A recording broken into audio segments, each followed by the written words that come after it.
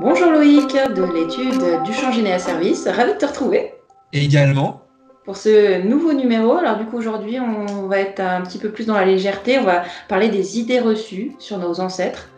Un sujet exact, il y a grand à dire. passionnant et étonnant. Donc on va commencer pour un petit vrai faux. Tu vas nous en dire plus, ok?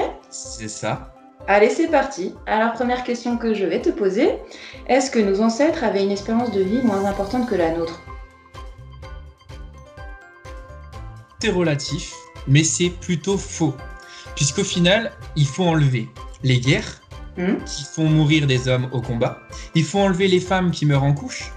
Ouais. Les enfants qui meurent à cause de la mortalité infantile due aux épidémies. Hmm.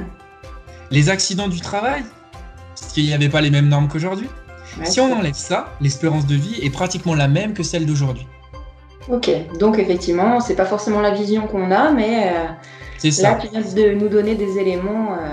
Exactement, et sachant qu'en plus de ça, il y a entre guillemets 5 à 6 centenaires par siècle à l'époque. D'accord, ok. Donc, Il y a quand effectivement. même des gens qui arrivent à 95, 100 ans sur les archives. On en retrouve quelques-uns quand on fait des recherches. Hmm. Et en plus de ça, on sait aussi que certains ancêtres ne savaient pas compter à l'époque. Ouais, Donc c'est surtout l'image physique de la personne. Donc ouais, des ça fois, peut être. elles sont dites données beaucoup plus âgées qu'elles ne le sont réellement, et des fois beaucoup plus jeunes qu'elles ne le Ouais, sont réellement. c'était Ça arrive dans les deux approximatif. sens, D'accord, ok, bien je sûr. comprends. Hmm.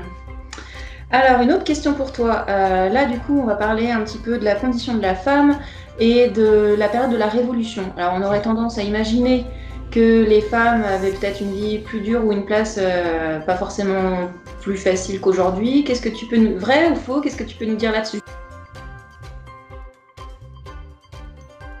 C'est tendancieux. Alors en fait, la Ouais. place de la femme sous l'Ancien Régime, elle était quand même beaucoup plus confortable que sous la Révolution. Et D'accord. ça va faire réagir beaucoup de monde. Alors, Mais vas-y, dis-nous en plus. il faut comprendre que les femmes ont eu beaucoup moins de droits sous la Révolution. Et par rapport à ça, bah forcément, la Révolution, c'est les hommes qui l'ont amenée, c'est surtout les bourgeois. Mhm. Et après, le peuple a suivi. Mais finalement, les femmes, elles n'ont pas eu trop leur mot à dire dans le cadre de la Révolution. D'accord. Et d'ailleurs, il faut attendre le 13 juillet 1965 pour qu'une femme puisse obtenir le droit d'ouvrir un compte en banque à son nom. Ouais, c'est très étonnant, effectivement, quand on pense qu'il y a moins d'un siècle que ça, nos C'est ça, grands-mères, ou enfin voilà, devaient demander la permission à leur mari pour ouvrir un compte en banque. Aujourd'hui, exactement. ça nous paraît un petit peu surréaliste, quoi, effectivement. Et le droit de vote des femmes, bien évidemment, juste à la fin de la Seconde Guerre mondiale. Ouais, bon, on va clore ce chapitre qui peut faire réagir, hein. On va partir sur une autre question, hein, si tu veux bien. Bien sûr. Autre idée reçue, peut-être, on peut imaginer que les familles qui étaient plutôt paysannes n'ont pas forcément du coup d'ancêtres nobles. Vrai ou faux? Alors, C'est faux, ouais, c'est faux.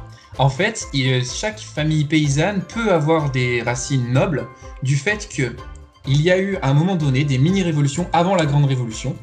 Et d'accord. cette mini-révolution peut avoir entraîné des faillites de familles nobles parce qu'ils n'avaient plus d'argent.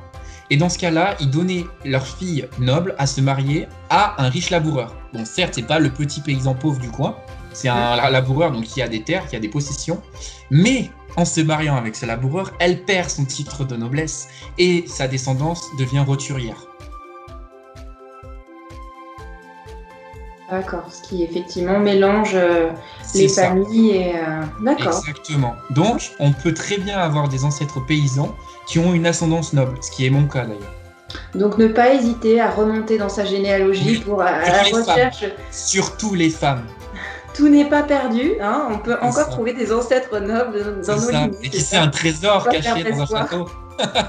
Si c'est votre objectif de C'est trouver, ça. allez, cherchez, ne perdez pas Exactement. espoir. Et on a le temps pour une dernière petite question. Alors là, on est toujours sur une idée reçue. Est-ce que nos ancêtres étaient plutôt sédentaires ou est-ce qu'ils bougeaient beaucoup plus, je sais pas, si on se situe 2 ou 3 siècles en arrière? Est-ce que tu peux nous en Alors, dire plus? sous l'Ancien Régime, on peut dire qu'il y avait les deux. On avait aussi des ancêtres qui étaient nomades. Et contrairement à ce qu'on peut penser, ils n'étaient pas forcément dans une endogamie. Certains ancêtres aimaient bouger, soit parce qu'il y avait la répression parce qu'ils étaient protestants et dans ce cas-là, ils bougeaient énormément. Donc pour les trouver, c'était très compliqué. Soit parce que il y avait le travail, il y avait un manque de travail dans leur territoire et ils allaient travailler dans les mines, ils allaient travailler directement dans les forêts et clairement ça peut faire des distances d'une centaine, 200, voire beaucoup plus de kilomètres. Oui, donc effectivement, ils pouvaient vraiment être amenés à rester sur un même territoire ou vraiment bouger suivant, comme aujourd'hui en fait, hein, comme suivant le contexte du travail ou des événements familiaux, des rapprochements. D'accord, ok. Exactement. Bon, bah, très bien. Là, on a vraiment appris plus. Là, on a cassé quelques idées reçues. J'espère que vous aurez apprécié aussi. Et puis, bah, on vous dit à bientôt pour un prochain rendez-vous. À bientôt, Sandrine. Salut Loïc. Salut.